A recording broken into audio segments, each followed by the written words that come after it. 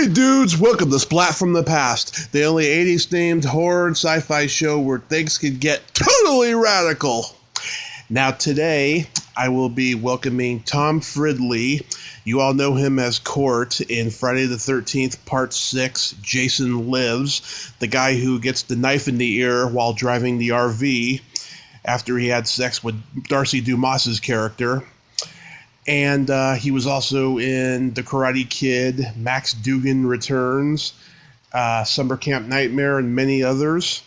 And for those of you who may or may not know, he is also the son of Ellen Travolta, which would make him the nephew of John Travolta. So we're going to talk about all that. And I'd also like to say rest in peace to three giants in the world of show business.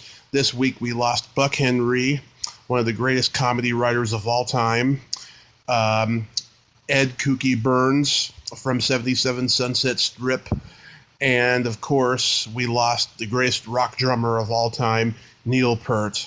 I was so heartbroken, but I was so happy I got to see him on the last Rush tour in 2015, and he fucking kicked ass. So rest in peace, all you guys. So, here is my interview with Tom Fridley.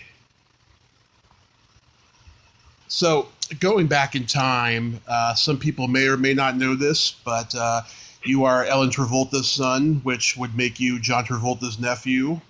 That is a fact. Yeah. I believe, yes. my whole life, it's been that way. Yeah, my mom was born 3 days after your uncle, and she just loves him. Like, anytime a movie is on, she watches it, you know? That's funny. I was born 3 days before him. Yeah. It's a funny coincidence. February. Which sign is it? Because she's still in Aquarius. Where does that make her? Where do you go to what comes next? What comes after Aquarius? Pisces, what my mom is. She's February 21st. Wait, she's February what? 21st. Oh, okay. Yeah, he's the 18th. I think he's in the 18th, the last day. That's the cusper, isn't it? The 18th or 19th was the last day of February, I think. I think the 19th is the first day of Pisces. Well, there you go. So that makes sense. Okay. Yeah. Well, but early on, did they instill in you a love for acting? No, not at all. That was not at all. That's why I kept my name and I didn't go, doing that. I never used Travolta name whatsoever. I just figured, one of the things, if you couldn't get the job on your own, I just didn't want it. The nepotism thing, it's so hard to get a damn job in the film industry anyway. You got so many hoops you got to jump through. Yeah. If you're able to do it, you deserve it, and if you don't, you just don't. So it's like one of those things you just got to do. So I did a couple of my uncle's films, but the films I did of his, I had very small parts in, and I went and read for them. And when I showed up on set, he thought I was just coming because they'd be local. They were in L.A. and stuff, but he thought I was just coming to have lunch with him or something. He said, "Oh, wow, okay, you give him lunch." I said, "No, I'm working." He goes, "Oh, shit, you are? Okay." And then I'll just go for 2 and come back and then hang out. So that was just, that's the way it was, like with Phenomenon and with, I think I did that in Face Off. And I did a scene, actually, funny enough, it got taken out. It was with a movie called, what's the guy, Dustin Hoffman. Oh, Mad City. You remember the name of that movie? Yeah, Mad City.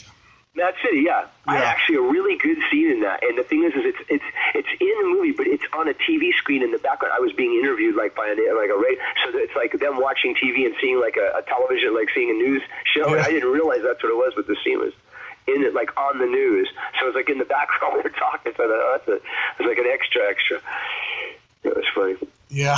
Those stuff I just read for them, just like you just submitted just like anybody else.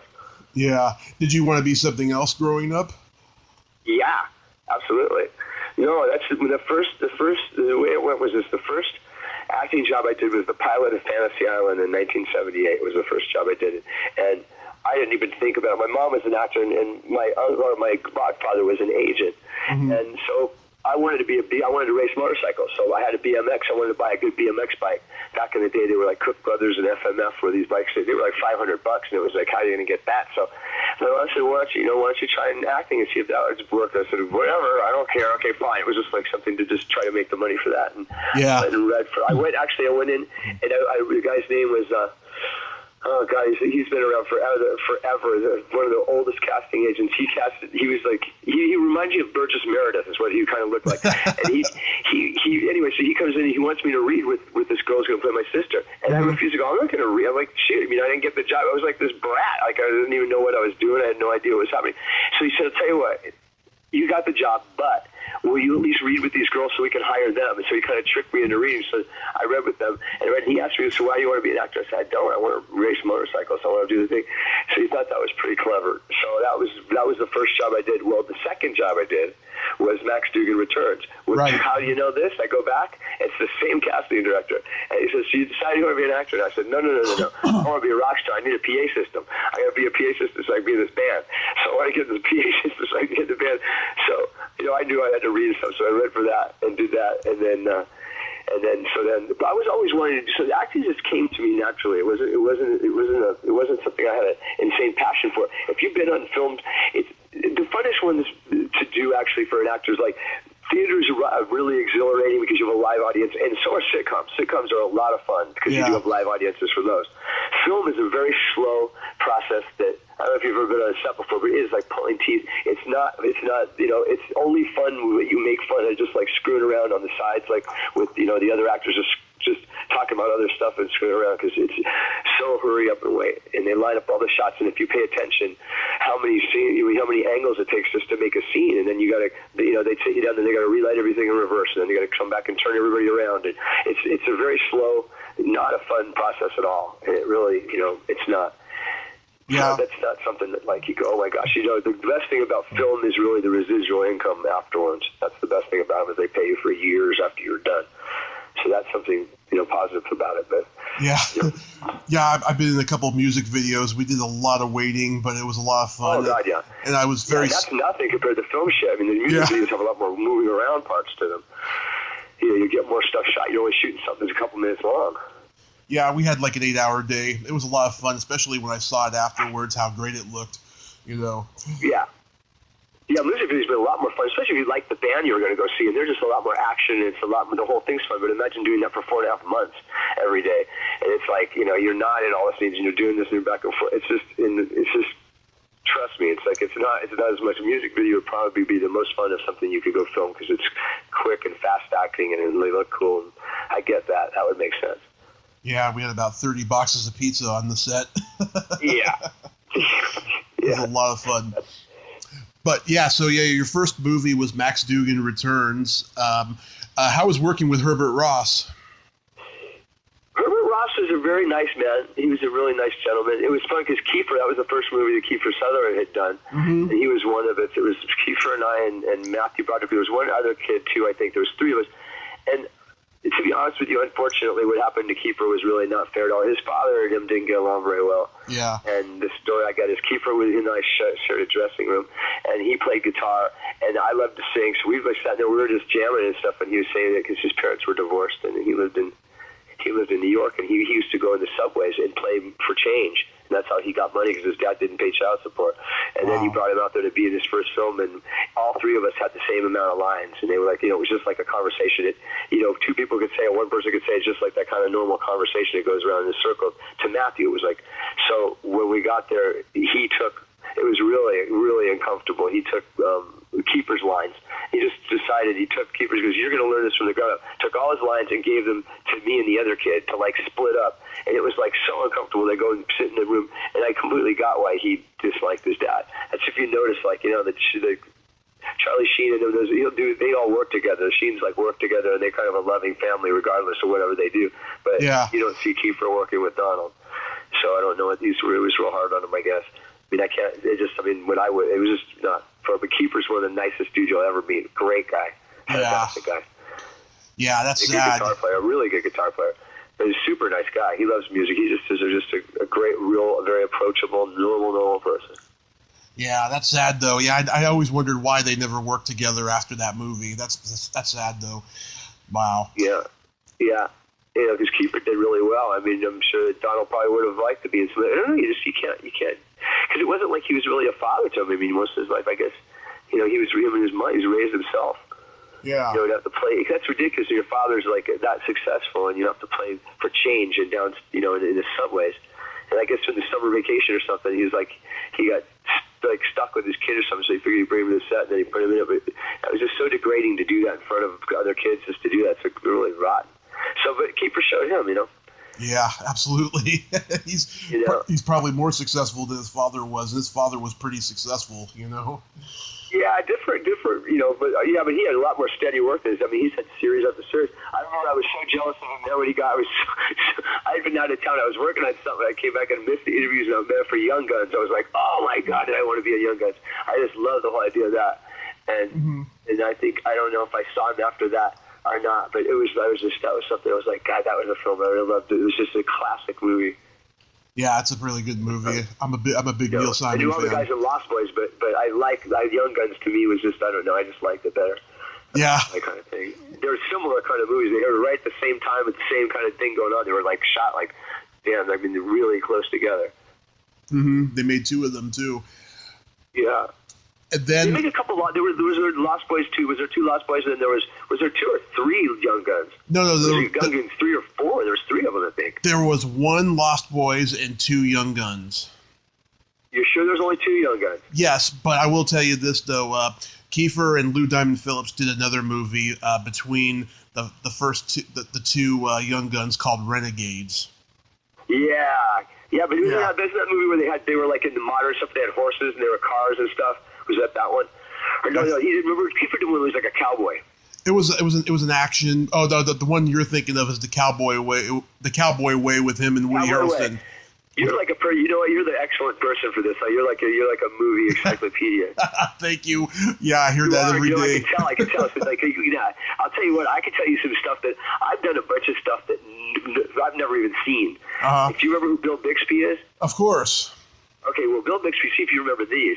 He directed a series. It was a series, and I was a regular in it called Dreams. Yeah. We were in a band, and there was a band, and the thing is, we did the pilot. I guess it was a series. We were all going to be regulars, but I don't know. It never got picked up. But it was, and I have never been able to find it on YouTube. They probably switched the name or something, but I have no idea, and I would love to see that.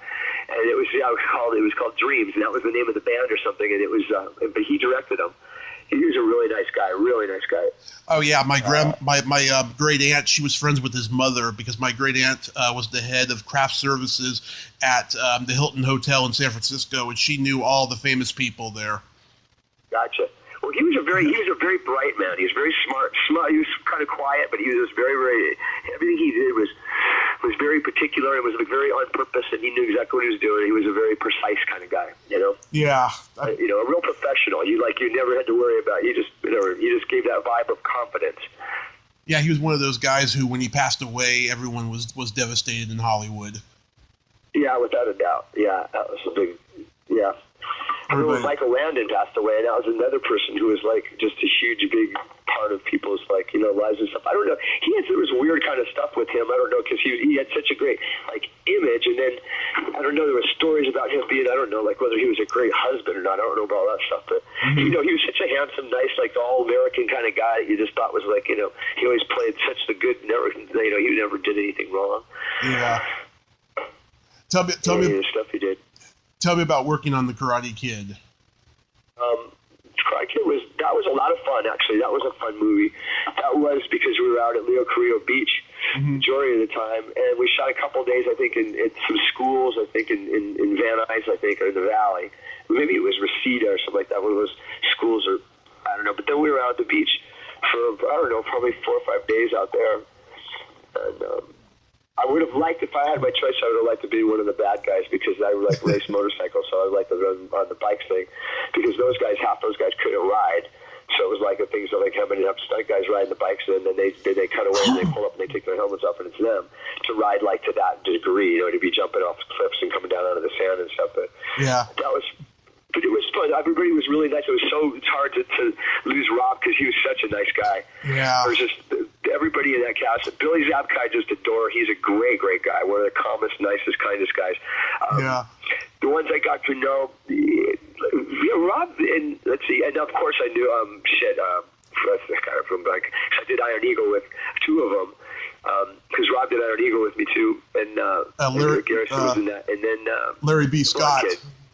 The one from Who's the Boss, or not Who's the Boss, but from, I'm going blank on him. I've known him for years. Oh, Tony O'Dell. Kid. Tony O'Dell. Yeah, Tony O'Dell. Yeah. Another really, really nice guy. Lives in Burbank, but I knew Tony kind of on the side. Tony was a great guy. But yeah, we did Cry Kid, and I think he was an Iron Eagle too. Was he? What else? We did 2 things together. Was it Iron Eagle that he did too? No. Was it Tony? I know Tony O'Dell and I did a couple things. So what the hell was but? Because Iron Eagle had right in that same era. Iron Eagle had you, Rob, and Larry B. Scott. Larry B. Scott is another wonderful guy. Yeah. Larry B. Scott was great, and Garrett was the name. Who was the lead kid? Ralph Macchio. Oh No. no. I'm talking about Iron Eagle. Jason Gedrick. Jason Gedrick's a really nice guy too. He was a very serious kind of guy, quiet, but he was fun. He was nervous. That was his first big film, but he had a lot of pressure on him. Lou Gossett, one of the classic great guys, super friendly guy, great guy. He was afraid to fly, Lou Gossett, so he drove everywhere as a motorhome, and he had his body double, or his stunt double was his best friend. So that was his driver and his everything. They were like brothers. They were together all the time. Mm-hmm. And that was a lot of fun to go and hang out. We just went and sit in his motorhome. He had a great motorhome, and he just let everybody kind of hang out. But he was a real family oriented, really, really nice man. There's a few people I worked with that I didn't really care for at all. I mean, it's really slim. Most of them. Yeah. I just didn't get to know that well. That's all. That would be the only thing. It was just I just didn't get a chance to know them. They weren't as outgoing as the other ones. I was working with Israel on Karate Kid. I just had him on 6 months ago. Oh my gosh, Israel's a really nice guy. He's a real. The thing is, he just acted like he'd be like your friend at school. He didn't appear like as an actor. It's like so weird. He just reminded me of like the neighborhood kids. He used to be like a kid you just go hang out after school, and it's kind of like his person. He was a very nice, mellow, kind of just quiet, like just sweet guy. It was just. He was a character. Really nice I haven't even thought. God, it's so funny you mentioned his name, Israel. I haven't thought about him. I don't know. Did he do much stuff after that? Oh yeah, I mean he was in Beverly Hills Cop. He was in a lot. That's right. That's right. He did. He was in a lot of TV. He did a couple things with Gary Marshall, stuff like that. And then he got into the straw business later, and he's a character. I enjoy talking to him. He made me laugh. What business? The straw business. Straw business. Yeah, he's got this like straw company. It's like those swirly straws. Oh my God! Does he have dolphins chasing him and like all those people in the ocean? People that are worried about the killing everything with the straws. I don't know. I should ask him. Dude, there's no way that didn't hurt his business because they just like how many times in the world do you get attacked like something like straws? Remember when they used to go up to those 6-packs of like the Coca-Cola 6-pack holders, those carrier things, where they'd say those would get over the dolphins' noses. Yeah. Let me tell you something. Dolphins' noses are a lot stronger than those things are. Yeah. They're like, I mean, they're just, they can be brutal with those things. They're a strong muscle machine. There's no way that like one of those little things could like keep their mouth shut. Nor would they probably stick their nose in it if you didn't that dumb. I know there was a propaganda. They put that stuff on. They take ones from SeaWorld and get them to put it on there, and then take pictures of them and tell them they're out in the ocean getting sick, and then they raise a bunch of money, which they take and do that as well with. I know the plastic bag ban drove me crazy when that happened. Paying 10 cents for a paper bag. That's just ridiculous. Yeah, well, somebody got really wealthy doing that. Mm-hmm. Remember when they said sprouts were no good for you? They were like poison, and then lately there's been bananas are no good, no going to hurt you. And it's like somebody's got a lot of money in the stock market, and they're just like crashing it, and then like buying up cheap, and then going on. Then pretty soon it's like, oh yeah, they're fine now. This is why people want to turn off the news. Dude, I just do turn it off. I won't even bother at all. NBC, CBS, no. CNN, no way. Yeah. I listen to Fox for kicks every once in a while, but I listen to like AM radio. I get much better factual shit if you have to like dig. But you got to really dig in the internet if you really want to try and get to the bottom of anything. Yeah. You got to do your own research. They don't make it easy. Yeah, they don't. Have you seen the new Cobra Kai series? You know what? I haven't, but I'll tell you. I don't think. Is it on? It's not on Netflix. What's it on? It's on YouTube Red, but they have free episodes on YouTube Regular. You know what? I will watch an episode of it tonight. I hadn't even thought about it. I remember I saw Billy was doing something. Oh, I know. I know. It was. Oh shit. Whoa. It was one of the guys were on. It was on Facebook, and I just saw him pop up, and he was just going to do a guest role on it. Who was going? It was somebody from the. Oh wait. It was somebody from Arkin going to do a guest role on it, and I just told him to send my love to Billy. Maybe it was. You know what? I think it was. God, who did I go blank on with the number? The blonde kid. Chad McQueen. Oh no, not McQueen. No, the other kid, the one from not who's the one we were just saying. Tony O'Dell. Tony O'Dell. I think it was him that was going. Did he go do a guest star on it? I think he did. Yeah, I haven't seen every episode, but I think he was on there because they're bringing back everybody. They got Randy Heller playing his mother again. You know. Oh, great! Randy Heller was my neighbor. I mean, Randy Heller's a very good friend of the family. We're like family. I mean, Randy. I live 2 doors down from her. Yeah, I've been trying to get in touch with her. That's terrific that Randy's back. She's a great lady.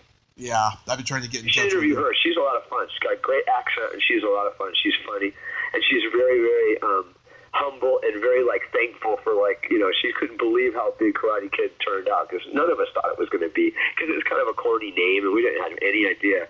Yeah. Truthfully, it's Rocky. It's that formula. It's Rocky formula. Yeah. And John G. Avildsen directed both. Yeah, I know. Well, John G. Avildsen, not actually. John G. Avildsen truthfully, he did. He directed. Well, you know what he originally directed, and then he started to direct Saturday Night Fever, and my uncle had him fired. Yes, I know that story. But for a really good reason. Mm-hmm. And it was the thing is he didn't understand that dance scene in that scene, because Johnny ended up directing the majority, all the dancing stuff. He said John had these cameras in real tight just on his face, and you never got to see any of the movement or anything. He goes, "This is the selling point of this fucking movie, John. You can't just have it all boxed in real tight and really you couldn't tell that he was even moving. Just had music and just his head spinning around." He said, "I didn't work for 6 months to get this down to have that happen." So, but that was a big pivotal part in John's career. So he had to kind of do it and stand up for what he was going to stand up for. That came, and then that's he was after Welcome Back Kotter, he was doing that, and then he went into super. Not a lot of people went from television to movie stars. Yeah, not a lot of people did. Tom Hanks did it. Tom Selleck did it for a little while, but Tom Hanks and Johnny probably the most successful after TV series. Because you don't see Tom Cruise on a lot of TV series and stuff like that. You don't see him you don't think of him as a television actor at all. Yeah, a little bit of Michael J. Fox too. Yeah, Michael Fox, right. But the younger people sometimes get away with it. Michael Fox, that was... Well, let's see, then... Well, then this guy who was a terrific kid, too, that I did... I don't know if you have, my whole IMDA deal out or whatever, but I did a thing called Moving Target with Jason Bateman. And Jason Bateman is a kick in the ass, and he did a really brilliant job of, he laid out of the industry for, 10 years, stayed back, and, kind of just didn't really mess around with it. And then when he came back and he hit these films, and it just, he's the perfect boy next door, do you know what I mean? Because men aren't intimidated by him, they're not like that, and women all love him because he's safe, and he's just he just dials in, he's just one of the normal kind of, he's got a great career. Yeah, I see it right here, and Andy Tennant wrote the story. That guy went on to become a huge screenwriter. Andy Tennant was in Grease. Yeah. Yeah, Andy Tennant's a good friend of the family, too. Yeah, Andy Tennant directed a lot of shit. Yeah, he's done a lot of stuff. Undercover, if you look him up, he's done a lot of shit. Yeah. That's funny. A lot of stuff. Is it okay that I'm saying shit and stuff on your radio? Oh, you can swear all you want, man. You know what? I've done so much fucking snow shoveling. I don't have energy so much. I will sleep well tonight, and I will wake up tomorrow with pains, and I know my back's going to kill me in weird ways I have not thought of all the time. It's going to be like as if I got in some bar fight and thrown off a roof or something. You just feel it. So much shoveling beyond where you would normal shovel, okay, I got enough of that. I'm done now. No, you got to keep going and going. Yeah. That's 45 minutes of solid shoveling. 45 minutes is a long time if you just shovel. It seems to go on forever. Yeah. You're probably a lot. Yeah. You're the 6th interview I've had from Friday the 13th, Part 6. Well, look at that, 6 and 6. Yeah, 6 and 6. Well, good word of the devil, man. There you go. Yeah. This is one of my favorite of the sequels. How did you get cast as Court? How? Yeah. Well, I think it was the normal, let's see. Standard audition. You know what, that's the reason why that's a really good question is this. You realize that, let's say I've done, in my whole life, let's say I've done 25 films. Out of the 25 films, that means I probably went on 1,000 interviews. So when you say, how did it go from, I can remember a lot of the interviews, of movies I didn't get, and then there's some that you thought for sure you weren't going to get, and you got them anyway. And some of them would be, you read terrible, or you were just, burned out or hungover, or the ones you usually get where if you were working on set, you had your makeup on, you were and then they'd let you break for lunch and go hit an interview. You almost always got that because you had confidence. You were already working, so you were just on a roll. And then they saw you already, you were made up, and they think, well, you must be good. They want him, so okay, we'll hire him. So you could get on a roll sometimes like that. Any actor will tell you that. Usually when they split a set and they go and ready for an interview, they get better chance of getting it than normal. Yeah. For some reason, it just makes sense because it looks like you're a wanted commodity. Mm-hmm. Were you a fan of the series? To be honest with you, the only one I saw, I'm not a big horror fan. I love sci-fi and yeah, I love stand-up comics that are really good, but I love sci-fi. I love like the space battles when they're really, really good. It's like I just love that shit. I can watch those ships and futuristic shit and crazy special effects. I can watch that really high tech stuff. I can watch it forever. It just makes my mind just like wonder what the future's going to be like. Yeah. But I'll tell you, there's nothing better than the people that are the fans of the horror movies are some of the nicest human beings you'll ever come across, and the most just loyal, nice. They're just most solid people, and they, and then they come, the way that they dress you, like you're like, oh my god, what's this? You can't half the time you can't even see who they are. Then later, 9 hours later, you'll see them at a bar. They'll come and say, hey, I was the guy that had the hat on with the thing and the axe, and I was spitting blood all over the place or whatever. Like, oh yeah. Yeah. To answer your question, let's see. It was okay. Let me try to feel good my memory is. Okay, the Frank Mancuso Jr. Right. was the producer, and he was a maniac. He was a cool guy. He was nice. He was a whole lot older than I was actually. He was a really young guy, and Mancuso Sr. was the main guy. So he was like he was a son or his younger brother or something, and he was kind of running that. But he gave I think I just went in. I mean, you know what I did? It wasn't even a callback. I think I just went in and read, and then that was it. And I went home. By the time I got home, I knew I got it. So that was not one that was stretched out. Some of them would take a long time. Karate Kid, I think there was 2 or 3 callbacks. But truthfully, back in the day, the last times, there wasn't that many guys that were like all the same age and stuff. I mean, like that's why you see like me and Rob and stuff. Just even the same people will bounce around in those movies. We just bounce over because there was maybe 50 of us. Like Robert Russler, and it was like, but at those times, Brad Pitt and Robert Russler, and the ones that made it big were like Jim Carrey, Brad Pitt, Clooney. So see Clooney in interviews all the time. He always wore black cowboy boots, and we all went in for the same things over and over again. Wow. And so there wasn't that many people. So you tended up, with Karate Kid, there was so many guys and so many boys in it. I mean, there was 8, 9, 10 of us or something, and it was like the odds of not getting one of those spots were pretty slim when you figure there's. It was like, it just wasn't, some people were better than others, but a lot of times it didn't matter. You just had to have a look at it. If you look at that thing, they've got a little bit of everybody. They got the real white guys, and they got like the Mexican guys, and then you got Ralph's kind of Italian-y looking, and then, it's just they kind of cover the things, and then there's the really super white guys on the other side. And, it's just they kind of got to cover that too. They usually cover all the nationality kind of thing that was going on, just so everybody's got somebody to root for. Yeah. In that way, it just makes people comfortable when they know that they're not being, X'd out, I guess. How was working with Tom McLaughlin? Tom McLaughlin was probably my favorite director I ever worked with by far. Really? Yeah, by far. He gave me more freedom than anybody else. Him and Ray Danton, who did which probably was the best work, like as an actor, was War Story. It was probably the best, like an Emmy nomination for that. That was the best thing, I think, the best script that that was a much deeper part. The actor? Court was allowed to do, you realize something that most of the people, if I'm at a signing or whatever and doing that, when they come up and they'll say, like, a lot of them do, they love Six, they'll say, like, this is Mars our favorite one. And they'll say, like, and if they say that, like, I'm their favorite character, or they'll say, my favorite scene, and what do you think they say? If they say, what do you think would be most people's favorite scene of mine in that movie? You mean your death in Jason Lives? Uh-huh. Yeah. What scene do you think would people be most? Which one? Hey, let me grab the belt thing. You gotta grab the belt. Just pull it, like flip the flap and pull it in. Yeah, there you go. Which would you think that people look? If you had to like vote, like which, it doesn't have to be yours, but just like what would you think would be the most like popular? Probably yours. No. I'm saying in what scene I was in. Like what scene do you figure that they like? Oh.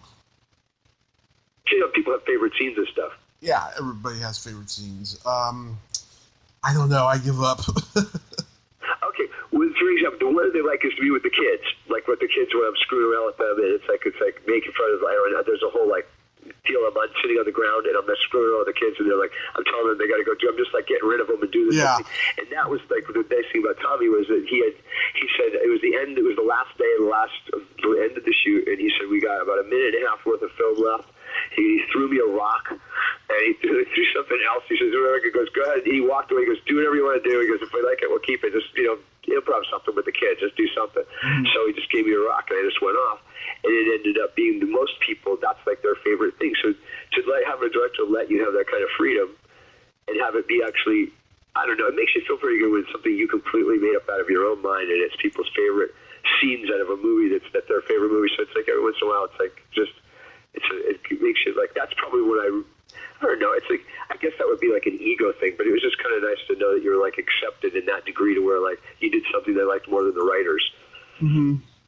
Yeah. But that character was like, nobody knew that they didn't, that character was like something he just became who he became. It wasn't like, the way he was described was just kind of like a burnout dude. He wasn't like, It wasn't like whoever was going to do it was going to bring whatever they're going to bring to it. Yeah. You're going to get the pre-show that it's starting to get really cold in here, man. Yeah, I haven't had Tom on yet, but I've had his ex-wife Nancy on. She's interesting, to say the least. And Nancy, she was a lovely lady. She was really nice. I don't know completely. I spent some time with Tommy alone. Him and I have hung out.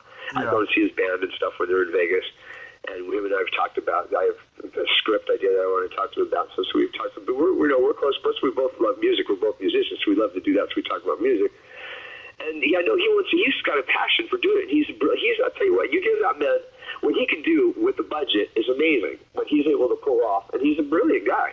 Mm-hmm. He really is. He's a really interesting, really nice, very kind-hearted, very mellow, soft-spoken, easygoing. Hey, hello. Yeah. Weird, it's fun. Yeah. You know what I'm saying? It's just he's just. You've interviewed him, haven't you? Who? You, Tom. Oh, Tom. Yeah, Tom's been on the show. CJ, Carrie Noonan, Nancy, and Ryder. Oh, wait. Oh, go ahead. Yeah, but you know what? You never got Renee, huh? No, I can't find her. You know what, Renee? Well, I don't know. It's weird. She did that soap opera and stuff, and she's like, I don't know how she's like. And Renee was a sweet girl. She didn't like you. Carrie, I had such a crush on when she was the cutest thing. She was such a doll, and I got to see her in like not the last convention, but the convention before that. I saw her. Yeah, it was so nice to see her. She was a blast. It was really, she's a lovely, nice person. Yeah, she's a lot of fun. I liked her. It was a really super nice cast. It was a really, really great, nice cast. It really was. Yeah. It was just under the circumstances. It wasn't that much fun because it was really cold, and it was just like we were a lot of places that were cold, pretending like it wasn't that cold. But you could tell that Nancy, like with the smoke coming out of her mouth, when she gets killed, you see the smoke coming off with the water. I mean, it was cold. I mean, Georgia in the middle of winter does. It was February, so I forget what month it was, but it was damn cold down there.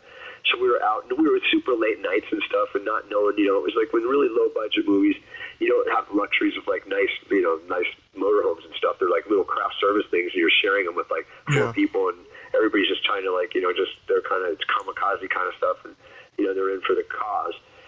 I mean, he had to shoot all that stuff. If you remember that when Jason gets all cut up in the water, I'm sure Tommy told you they shot that at his parents' his pool, and he totally just wrecked his parents both threw meat. Like went to the butcher and got all this like meat and hearts and stuff like that, and threw it all in the pool and bloodied up the pool to look like when he got caught.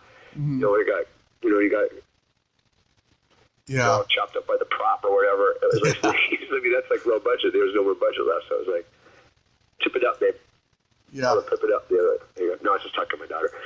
What was it like working with Darcy DeMoss? She's coming on next month.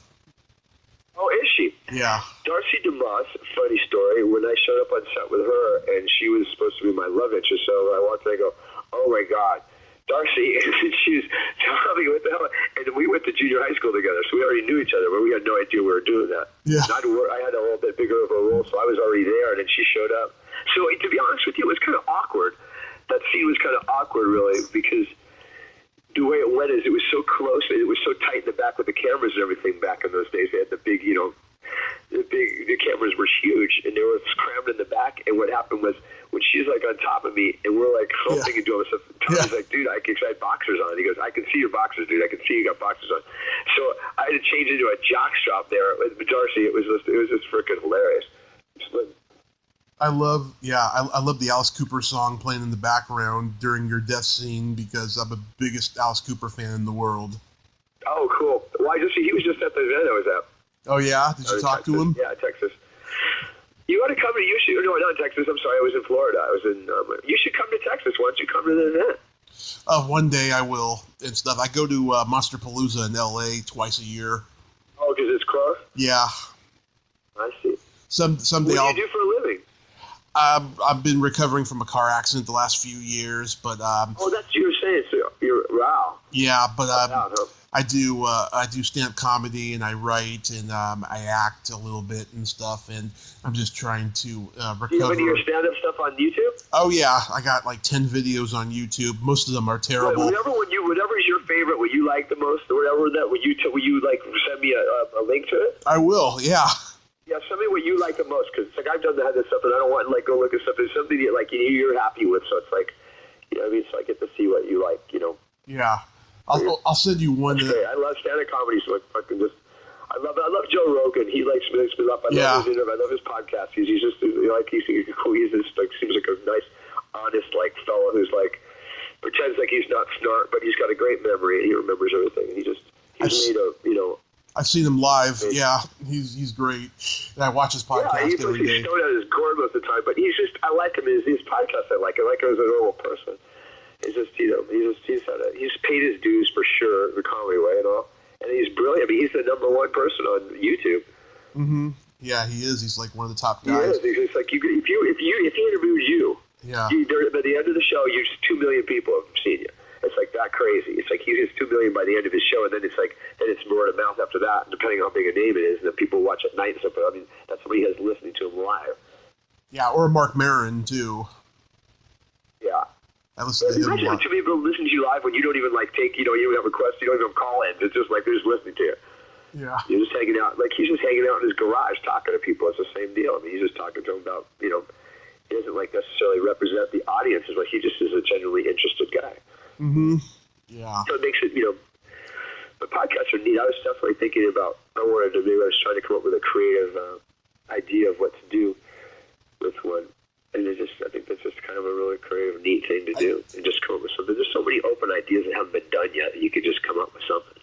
Yeah, I just tell people, I say, just do it, do it and, build up something and just keep on doing it. And then, if you get an audience, you get an audience. If not, just do it, it's a lot of fun. Absolutely. It's a lot of fun. But you stayed in the summer camp horror genre with Summer Camp Nightmare. I stayed where? You stayed in the summer camp horror genre. Oh, yeah, that probably could have been the funnest movie. Just because we were literally about a mile and a half from where we shot Karate Kid, except for there was a camp. It was called Camp Shalom, and it was up there, and we shot. And it was fun because at night we'd all just stay there, and it was like all the producers, all the people, the professionals, or whatever the workforce would leave, and all the kids would stay up there, and even those kids we'd watch out from just like the way it was. The older CIT guys, we'd all stay up there because we were all over 21. So we go get a bunch of beer. It was not unlike the way that movie looked. It was just like at night, that's the way it looked like. There's fires going on. We were all drinking beer and screwing around, and they could have just walked through with a handheld and just walked through it, and it would have been just matched right with the movie. I mean, it wasn't like raping and that shit going on, but the parents all trusted all our older guys, the parents of the younger kids, and they all liked it. And then I fell in love with Missy, Melissa Brennan, and I, the one who played Chrissy. I forget what her name was. Maybe not. I forget what her name was. But she was supposed to be with. She was the one with Pruitt. With Pete Pruitt. She was with him in the movie. But her and I just hooked up there, and we were together for 3 or 4 years. We lived together for 3 years, I think. 4 years, maybe. 70. Yeah, it was 80. 80, whatever that was, 85, or no, 86 to 89, I think we stayed together. Yeah. And then she did Days of Our Lives and all. She married a really nice guy. Scott Reeves is a great guy. If you ever get to interview him, he's a really super nice guy. Huh. He's a soap guy. Really, really nice. Good guitar player, too. Got a nice voice. He's a talented kid. But really nice guy. I can't even think of anybody who I didn't like. You know what? I'll tell you what. If anybody I saw I didn't like, it wasn't in doing the movies, but I did see some actors at conventions that absolutely behaved absolutely unacceptably. Oh yeah, I've seen it. Absolutely disrespectful, and so I was embarrassed to even be a part of to be somebody who was doing what he, being in the same industry as him. Some of the people, there's a couple of them, but one comes to mind. It was just so just blatantly just shit faced and doing terrible stuff that people were just so rude. Yeah, in the last year, so fortunate in their career to start out with. It was just man. Yeah, in the last year and a half, I've seen a lot of semi-A-listers get booked for conventions. They are just terrible, I think. I try to avoid going to their tables, and plus their lines are way out the door too. Yeah, it's amazing. You'd think they'd have a big smile on their face when there's these really nice actors with 3 people in their line that are just so happy to see you. They're sitting right next to those jackasses. Yeah. I'll say it. You know what I'll say? Gary Busey was an absolute piece of shit asshole. I've heard, yeah. Oh my God, he was at dinner, he was eating dinner, after he'd signed, and somebody walked in and asked him. He got up from his table, screamed at them, told him to get the hell out of the restaurant and not to speak to him, and don't come for an autograph tomorrow, like that. Wow. That was it. He yelled, just drunk, blatantly, And Gary Busey, in my book, is no fucking genius. He is not that great to be thinking that. No. He's all shock value. He's not brilliant enough to be that big of a prick. But yeah, he was a total dickhead, and I'd tell him right in his face. A great Buddy Holly, but that's about it. Buddy Holly, you say? Yeah, he was a great Buddy Holly, but that was about it. Oh yeah, Buddy Holly. I thought you were thinking that Buddy Holly was a dick too. Well, whatever. It doesn't mean he has to be a dick. Yeah. Somebody has the right to do that. I don't care if you're Laurence Olivier. You don't get to be a dick to people. Do something else for a living. Then, if there wasn't fans, you would have no career. Exactly. Or you'd be acting in your garage with no money. Exactly. As a fan, how do you make a living as a fan? It's fanmanship is everything. I don't get. I don't get it. These certain people. But don't do it in front of people. If you really don't like it, then just do it alone at home. You can I'm sure you can hire some people to come and act with you in your garage. But whatever. But don't pretend you're there because you're taking their money. If you take their money, damn you do. You don't have a right to. If you don't like fans in the first place, you don't have a right to take their money. Even if you're going to lie to them, it's just not right. You just don't do that. I mean, you have to be giving something. I mean, it's a lot to go and sign autographs and accept money for it when it's something that's so easily done by you. And it's these people are so kind about it, and it's just, and they pay for you to come and fly there and all that stuff. They're just, I mean, come on. I mean, you imagine this. It's people are paying you for you to sign a piece of paper and then compliment you about movies that you did 30 years ago and tell you how great you are and how much they liked you and all that stuff. And it brings tears to your eyes. You're like, man, I died with the heaven. It's the nicest thing. It's one of those things. It's none of us are worthy of the kind of behavior we could try to be as nice back, but I mean, to deserve the kind of things. I mean, it's way off kilter. They're way more concerned and nice to us than they would ever be expected. Other than they're beyond courteous and just it's a over the top kind and your family. I mean, they're just go and get you wherever they want. I mean, you're just literally like a family extension. It's crazy. I mean, it's amazing. Yeah, it's really it's a blessing. It's something that's it's a dream-like thing. It's not something that say piss and shit and get pissed off. I mean, absolutely under any circumstances, you can't even do that. I think that if they need to make money, they should stay home and sign autographs through the mail. Don't come to the domain and shit on all the people who made them who they are. Because you realize something. You have, because I know you're a big fan of people, whoever they are. You're a big movie fan and music fan or whatever, but you're a big fan kind of person. So imagine the person that you've never met yet, and you're looking so forward to him, and all of a sudden it's God forbid it was Val Kilmer. You're oh my God. You're oh my God, he was such a dick to me. Yeah. And you're it's been all those years of all that, those fantasies you had, or all those things that what it'd be like to be their friend, or what you thought they might really be like, all go to shit. You have to go back and kind of shit over all your memories. All of a sudden it doesn't hold water anymore. It's he was always an asshole, even then. Just the kind of stuff like that. It's just so not okay. The business does have a way, I'll tell you. You can't be a dick, really, for very long.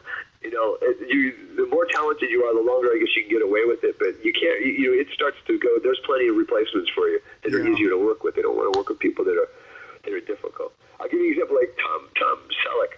Yeah. He's got one of the greatest reputations of all time. He's the nicest guy I work with. gives like all his people like great Christmas presents. He's just super generous. He's like does his own stunts kind of guy. I mean, he's just like a really loving, nice guy. Like he really seems like the person he is. He's got one of the great what's his name? Who played Jim Rockford? What's his name? Jim Gardner. Another great guy, great reputation. Me personally, who I've met and got to know in a short amount of time, was the kindest, nicest person I ever worked with but in a ridiculous amount, was Dan Aykroyd. Yeah. By just the most ridiculously kind, sweet man that was just like way up and above what anybody would have ever expected. I didn't think I was Stepmother's an alien with him, and it was the last shot of the last night of the last thing, and they just called me in, and I showed up at midnight, and all I had to do is drive this Corvette. I had to burn out. He says some line to me, I say some line back to him, and I burn out in this like 64 Corvette and go. Well, I'm there, and it's like late at night. He comes, knocks on my door. I'm like, dressing, and goes, "Oh my God, you got to get out of here. Come over to my place." He has this big freaking motorhome. He starts digging through. He goes, "Me and Stallone just bought one of these." And this is like, I don't know him at all. Because Stallone and I just bought a couple. We bought one of these the Hard Rock cafes up in Alaska or something. He goes, "Here." He gives me all these sweatshirts, some T-shirts. He goes, "Here, have some of this memorabilia." And we started talking. He goes, "You like UFOs?" I go, "Oh man, I love that shit." So we sat and talked about. Oh my God, we talked UFO shit like for hours and hours and hours. It was just the nicest thing, and he was just like. Hugged him goodbye, like as if I did, like we've been friends our whole lives, and it was like, I hope I see you again. And I got to meet Bill Murray, and Bill Murray was an incredibly special person too. But Dan, like, was like just outrageously kind, and like he's like in your face nice. Yeah, I've heard. Like, I mean, like it's like if he wasn't who he was, you go like, oh man, you know, come on, you're making me uncomfortable. You're being too nice. He's just this like just this nicest, kindest, givingest guy ever. Yeah, I've heard nothing but good things about Aykroyd. But how was working with Chuck Connors on Summer Camp Nightmare? Chuck Connors is one of the funniest dudes ever. Chuck Connors is so tall. I'm not very tall. I'm like 5'8". So picture when he'd be in his dressing room, or he'd be sitting getting makeup on, I would walk up to him straight, standing on my feet, and I'd be just equal with his head. We'd look eye to eye with him sitting in his chair. And we'd be looking right eye to eye. He's that tall. And he'd go like this. He'd go, "Fridley, what are you doing today?" He goes, "Come over here. Fridley, you're a good guy." He goes, "Well, this movie, what do you think? It's a piece of shit, yeah? It's a stupid movie to do." And every time I'd start, we'd go, "Hey, Fridley, you got a cigarette? Come here." And we talked. So he just had this. He felt like an uncle. He was like a really cool, like he was like I don't know. He was a really great guy though. He was a funny, like easygoing, laid back guy. Yes. Not at all ass at all. Yes, just totally nice dude. Somebody I interviewed yesterday told me the same thing when she worked with him. How about Samantha Newark? Sammy was a doll. I miss her. I would love to see her again. I've talked to her a couple times on Facebook, but Sam was a doll. She was really sweet. All those girls were sweet. They were all great huggers. Everybody loved each other on that movie. Summer Camp was a really warm, fun movie. Everybody liked it. Like I saw Stuart not too long ago. Stuart's working here. You've ever interviewed Stuart? Stuart who? Runk the Punk. Runk? Stuart. Oh no, not yet. Okay, well, Stuart, you can get a hold of him because he's got a lot of stuff to talk about. He's acting. You know what, dude? Tell you what. Mm-hmm. There you go. This is why you need to get a hold of him. If you still like acting and you don't like if you like to do theater or you like to do stand up, he's over there in the Burbank area. No, sorry, let me record. In North Hollywood, that NoHo area, wherever that they redid all that down Lancashire and all that. Right. They redid all. He's got a big playhouse there that he runs the whole thing. He's like the head, king caboodle. So he's got a lot of. He's got a lot of power there, so you might be able to work your way into some stuff. But if you want to do an interview, because Stu's a really nice guy, but he's a real schmoozer guy. He's like he's nice, but think he's very serious about acting. He's very serious about what it is. He's a very Shakespearean kind of theory kind of guy. But I don't know how long he's kept that going. But just like he's always been a theater guy, he's very very into that. I'll definitely check him out. Yeah, and Samantha, she's a sweetheart. I met her at a convention, and she was very nice to me and my mom. And I would love to see Sammy again. I just loved her. She was the sweetest thing. She's at Comic Cons like every weekend. I see on Facebook. You see her on Facebook? Yeah, on Facebook, she's like at every Comic Con, like every weekend. I see. Is she out of like doing like thing, or is she just out of hanging out? Oh, she's signing there, because she was in Gem, the cartoon and all that. Oh, I see. I forgot about that shit. I didn't follow her career. Like, man, what's like? I mean, I kind of like. about shit around 90, so I don't know. When I took off, I just kind of disconnected from the whole thing. I forgot, how much stuff everybody did. Yeah, so I didn't realize, so she's a big famous person then, huh? Yeah, she dyes her hair pink, because the character's hair was pink, so, yeah, so she... Oh, God, she that's does all great. that. So she plays a cartoon character? And in the original Gem cartoon in the 80s, she was, yeah. And so she's just signing autographs because of that, And I haven't had her on yet, but hopefully I'll get to. So you said you've gotten to meet her a couple of times? I just met her that one time, yeah. I see. Oh, I would love to see her. Shoot, man. I'm trying to think. Do you have any idea? Well, the next time she's at something, I would go just to see her because she's a doll. Yeah, she doesn't come. It's funny that she will. We never. You know what? It's funny. Summer Camp Number has never done like they've never done. It's amazing how really popular that movie was. Such a kind of a cult classic. It's amazing how many people. I mean, really, really love that movie. Yeah. So, and I'm not sticking up for it, saying it's anything great. I'm just saying that a lot of people just really, really liked it. They remember everything. And I've never gotten any agents or anything. I've never gotten together. They don't even mention it. I have like one picture from it in my pictures. They made it one or two. And, it's never mentioned by the agents trying to put like a, because you could put, other than Pete Pruitt, which is a shame. He was just an incredibly great kid, talented, probably the most talented person on that set. And he ended up dying. He OD'd. Yeah, that was sad. Yeah, it's a weird time right now for the horror conventions with the agents and everything. There's something weird going on. They're just... You know what? Truthfully, it's like, God, there's a saying. It's political. I don't know if you know this one, but agents are to actors what pigeons are to statues. Yeah, exactly. There's really, the truth is it's like, it was just another job made up for, like, there's talent sitting at one end, you got writers for it, then you got the people that direct it and put the thing together. So you got to have that, all the pieces come together. But a movie without agents doesn't really suffer at all. Yeah. It really doesn't. And the thing is that especially with this shit, with these conventions, there's no reason why, like, the actors couldn't just, like, call the convention owners like straight up and just say, hey, okay, well, I want to be, or they could just call the actors at home and just say, hey, look, and there's no like 10% or anything. The idea that they kind of dove in and they're not like contracted into anybody and they're like handle whoever. It's just, I mean, the guy Sean and I'm going to get to meet him for the first time. I like a couple of my Asian guys were great.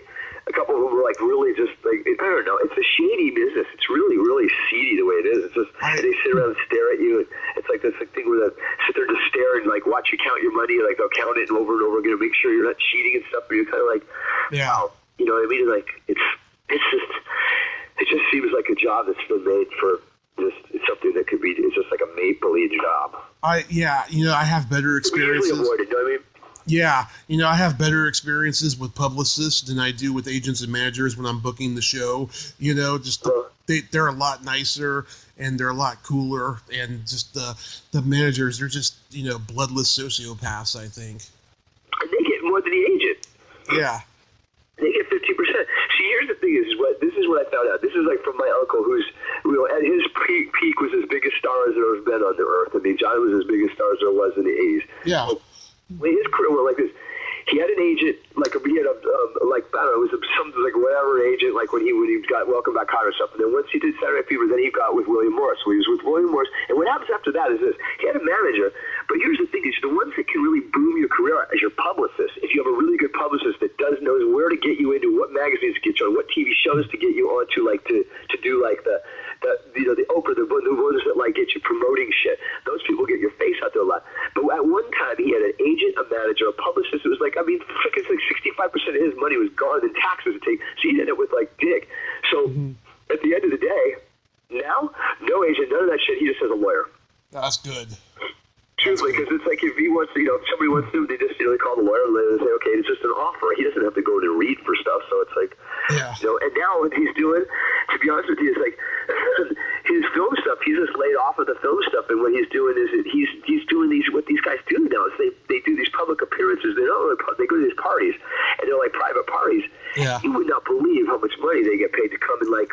Let's just say, you're a millionaire. You go like, okay, I'll give you, $500,000 for the night, and I want you to come and basically like it's the show off, and then like they get you come and they come and sit with you at their table, and they bullshit with you at your house. They come and hang out like they're your friend, and they just come in and you could be into these people that like bring all their friends over and say that they're like buddies with you and stuff. And it's just one of those things that like, they get like the whole cast of friends to just hang out in their house and have Aerosmith play the birthday party or something.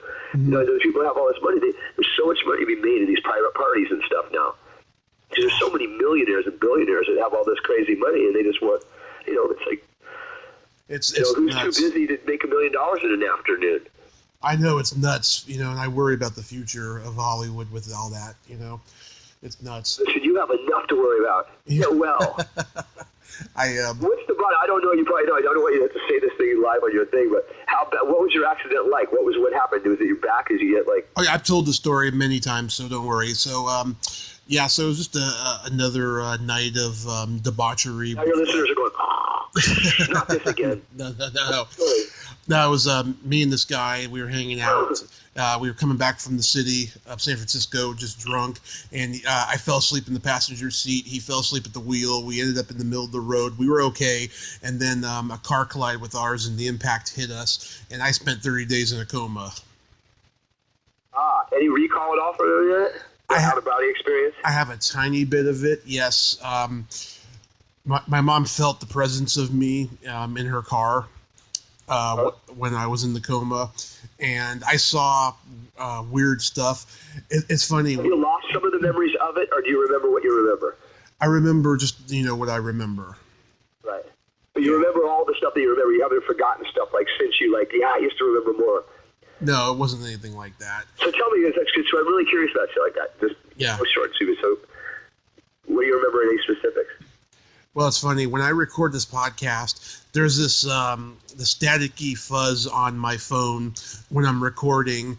And for a long time, I was figuring, where do I know that from? And then I recalled, I saw something that looked like that when I was in the coma, just laying there.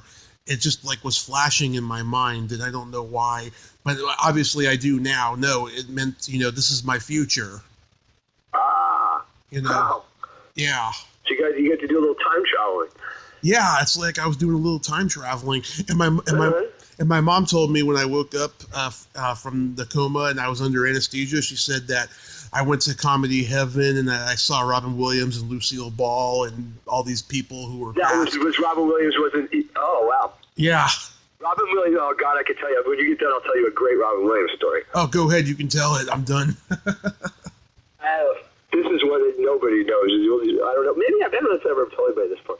Uh-huh. Well, my uncle used to have a place up in Santa Barbara. He had a ranch that was up above Santa Barbara near Solvang, if you know where that is. He's right where President Reagan used to live, right in the next valley. Uh-huh. So what happened was him and Robin were really good friends. So Robin was doing his act in Santa Barbara one night, and I was dating for a minute. I was dating Erin Moran, Joni from Happy Days. Oh, yeah. Yeah. For a minute. So anyway, her and I, Johnny said, well, why don't you guys, we're not going to be at the house till later. He goes, you guys can drive on up or whatever and then stay over or whatever. We'll hang out tomorrow. So what happened is Aaron and I went up and we fell asleep and we were just crashed. And all of a sudden about 2:30 in the morning, now Johnny had gone in to see Robin's show in Santa Barbara and then said, Robin, just because he had a huge big estate, so just come back and crash at my house or whatever you just got. So then Robin just came back with him.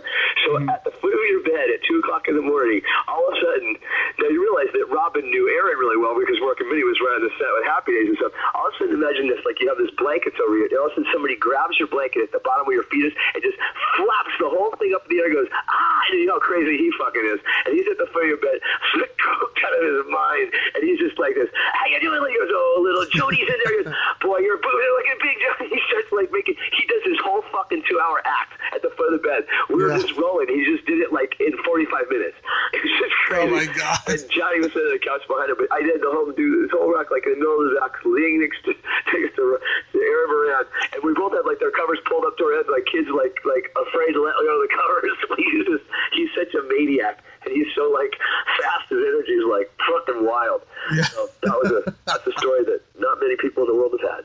Oh, that's great. I love that. It was a great story, though. It was just great. I could look over at Erin and she'd look at me and I thought, this is ironic. I'm sitting here watching Mork and Erin is it's John Barbarino, Mork, and little Joni. And I'm just sitting here it's going, and I'm listening to it and I go this is hilarious.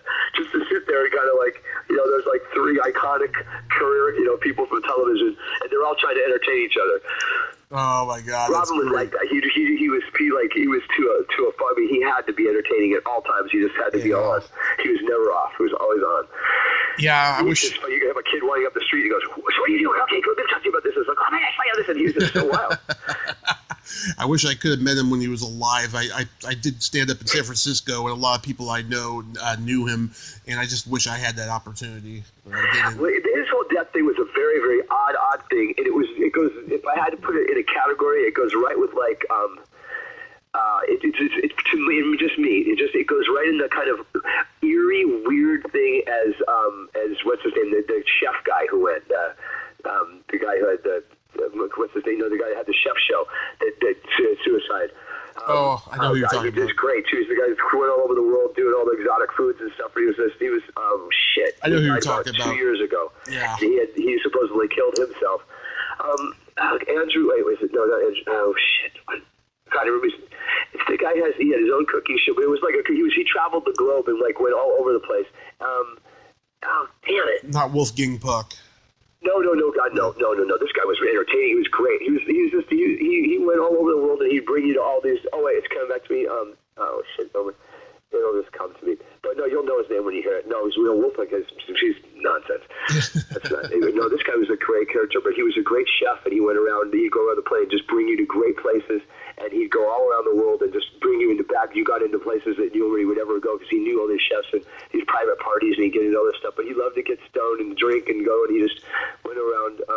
He just had an incredible time. And all of a sudden, it's like he had the greatest life. I loved it. All of a sudden, next thing you know, he made some accusations, I guess, about the Clintons. And next thing you know, he was gone. It was just a weird thing. He had a French name. And Andrew. No, shit. I just was talking to somebody about him today. He was a great, but it was that same kind of eerie, kind of not a good, there's no real good finality. It was just, with Robin, just, I don't know. It's just one of those things that was kind of unbelievable. Yeah. Way before his time. One more movie I want to ask you about, Phantom of the Mall. Yeah. I had the. Want to know how I got that movie? Yeah, I'll tell you this. By mistake. Really, by mistake? Yeah. There was at that point in my career, right then, I just got done doing I was working it happens every once in a while, but I had a year of back to back to back, and there was 3 films that I'd gotten. They put offers in from 3 different films, and it was like my agent's like, well, which one do you want to do? And it was like we were trying to figure out what was the best one. Well, I didn't think it was. I thought it was called Phantom of Them All. Oh. Phantom of Them All. This is when Phantom of the Opera was really hot, and we were thinking this is going to be a ticket. Something about. I had no idea. I just went in and read for it, but you couldn't tell much by the scene that I read. I couldn't really, they didn't give you a script or anything. They just gave you sides. So I'm like, okay, well, I guess I'll take that one. Okay, fine. So I go, I get the script. It's Phantom of the Mall. Oh my God! It's at the Galleria. Oh man, and. Eric was a really nice guy. Everybody was on that. I loved what's her name? I dated her for a little bit. She was a doll. Carrie Whitman. Yeah. Beautiful girl. She's she was related to the kid, the Whitman chocolates. Oh, really? It's her family. Yeah, that's part of her family heritage. She was gorgeous. God, she was hot. She was a playmate. No, she was a playmate actually in February, so I remember that. I think it was February of '85 or something. But she was a playmate. She was beautiful. Really sweet girl. Really nice.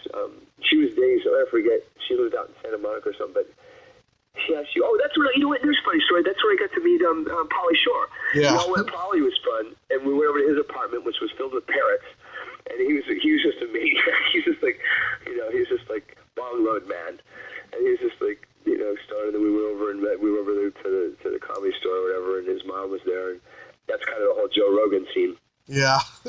He was a nice guy, and then his career took off and went, and and then the last time I saw him was on Joe Rogan. Yeah. I hadn't seen him, but he put some weight. He looked a lot different. He looked kind of pudgier, and I remember him. But I guess that happens in age and stuff. But he's kind of he's pretty politically involved. He has a lot of videos on that. I guess he does a lot of movements and stuff in politics somehow. He does stuff.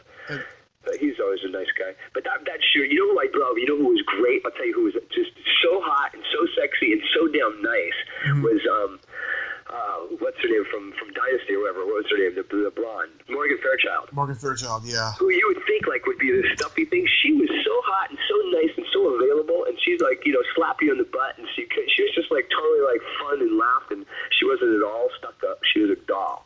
I really liked her a lot. You probably like he was fun. But Derek was a really nice guy. He was a really nice guy. We hung out for a while after that. What happens sometimes if you're in LA and you're doing it and everybody's not on location, you all live there. On location, you do film, and you these you become your family over 6 weeks or so. You're just you eat with them, you sleep with them, you're all around. Everybody's like right next to each other, and then you part ways. And everybody's like, "Oh, give me your phone number," and hardly everybody stays in contact. But when you do one in town, usually you'll stay in contact longer because, like, okay, we're going to dinner tomorrow night. Okay, cool, because you're still living near each other. But Derek used to come over. He came over and hung out. I have video of him, actually. I have old video of him in my old house. I forgot about that. But he came over. We used to shoot pool and stuff, and he'd come over, bring his dogs and stuff. But he is a nice guy. Do you remember Susan Lanier? Susan Lanier? Which one is that? She played your uncle's girlfriend, Bambi, on Welcome Back, Kotter. Oh, God, Bambi. Yeah, I know who you're talking about. She's a good friend of mine, and she's best friends with Morgan Fairchild, and she just adores her. Okay, then she's got to be friends with Barbara Lembeck. Probably. Jeff Lembeck, who directed. Remember Captain Cool and the Kongs? Yeah. You're talking about Jeff Michael. Lembeck played like the Fonzie kind of part and that stuff, but Michael Lembeck. Tons of the Friends. He's directed a lot of stuff. Yeah, Michael Lembeck. Yeah, I interviewed. So Michael Lembeck's Barbara Lembeck's his sister, and she was one of the girlfriends on Welcome Back, Kotter, the regulars in the class. Yeah, I interviewed the drummer in Captain Cool and the Kongs, Louis Duarte. Wow, man! At first it was weird. I thought that was almost a dream. It was almost like one of those surreal things. Captain Cool and the Kongs, he hosted that whole Saturday morning gig or whatever. Yeah. Yeah, but he was like totally trying to be Fonzie, or like, yeah, it was like that was it. It was his first business trying to be Fonz. That was kind of like yeah, Fonzie or like or Danny, from Greece, but he was like that kind of guy. It was like play the playoff. It was like he was like I'm the cheaper earlier version, kind of like remember Danny Terrio. Mm-hmm. Yeah.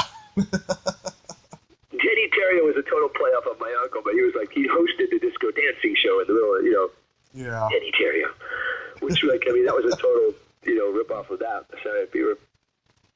Yeah. It's funny. One thing that Johnny had that nobody else has done in their film thing is he set trends, dressing trends, whole trends of stuff. Because with Saturday Fever, that whole disco thing when we did Urban Cowboy, total cowboy trend happened. It's like it's a whole people changed and started dressing a certain way because of those movies. Yeah. Granted, you could do Top Gun, but people didn't know, they get the glasses and stuff, but it wasn't like that kind of stuff. There wasn't a whole lot of just for everybody to be willing. When you do Star Wars, everybody's not going to walk around looking like a Wookiee. Yeah. That's kind of extreme stuff. But those movies, it really changed a lot. Because country western came back in, boots came in, hats were in. It was all like in to drive a Mercedes, they have cowboy boots on. I know Urban Cowboy wasn't your standard dumb redneck comedy that was coming out at that time, like Cannonball Run and Every Which Way But Loose. Whole movie. That was a great movie. You guys are going to say that was one of the movies I hung on set. I went to. That was in Houston, I think. He shot us out in Houston. And all those people, most everybody in that, other than the actors you really recognize, were all people that actually worked at Gillies, and then they were all just friends. None of those people were actors. Big C and all the guys that were just like the hang-arounds, Johnny's buddies at the bar, they were all really people that hung out there, and they picked out the ones that they liked, and he just hung out with them, and you go, okay, fine, and then they just throw him a line like, you ought to say this, you should say something right here, and then they just, because it's not natural unless somebody says something, so you say that, and you say, I remember it was Gator and Big C, and there was a bunch of these people, they all had like these country western kind of like hit kind of names, but nice people. Yeah. So, the more south you get, the nicer people. They really are. They're just genuinely kind people. Oh yeah, I've interviewed a lot of people from the South. They're very nice, and so are the Canadians. They're very nice too. Out in the boot, yeah. Canadians are really nice. I did 21 Jump Street up there. That was a lot of fun. Johnny Depp's another really interesting guy. Yeah. He was a trip back then. He was interesting because he played guitar too. And so we jammed a little bit. I went up there and shot. We went to jail. We about went to jail. Well, he actually did go to jail. We got a bunch of trouble. We got all hammered one night, and I had this hotel room that was like this suite. They give you really nice rooms, and we went to this bar, and there was a band that was a three-piece band like the Stray Cats. You know the Stray Cats? Yeah, I love that band. Okay, so there's a band that was just like them. They're playing so we closed this bar, and Johnny's like, I'll tell you what, I'll give you guys like $500. You want to come back with us? So we took the band back. They just grabbed, because it was three-piece, they just grabbed their shit. It was like snare drum, this little thing, a stand-up bass. They grabbed their stuff, and they showed up in my hotel room. So now it's like 3:30 in the morning, 4:30 in the morning, and they're jamming, and it's pretty loud, and pretty soon it's like, Johnny and I went out on my patio, and the deck and shut the glass door, so we can't hear anything from the inside. So I guess management came up from the hotel or whatever, and they're like, you got to stop this, you got to stop this. And so they kind of stopped, and they didn't stop. And then the police came, and Johnny was so drunk, he spit right in this cop's face. And the thing that was funny is the cop was like, they were both very, very gay. Both of them said, like, Mr. Depp, I cannot believe it. You stepped, did you just spit in my face? All right, that is a little mister. And they're like yelling at him. And we ran out the door, dude. It was like a comedy movie. We ran out the door, ran down the hallway, and jumped in the elevator. And it was one of those scenes where the elevator door shuts right before they get to it, because we like got out and ran, and we both ran different ways, and we met the elevator. So we go down to the bottom in the basement, and at the parking level, we start running. We're laughing at ourselves. We're running behind the cars and hiding. And they're like running around looking for us. And they're like, so they finally catch Johnny, and they get him, and they're going to write him a ticket. And they said, we're going to give you a ticket for this or whatever. And because the 21 Jump Street like ran the town, and at the time they put so much money was coming into that town because of it. It was such a huge production.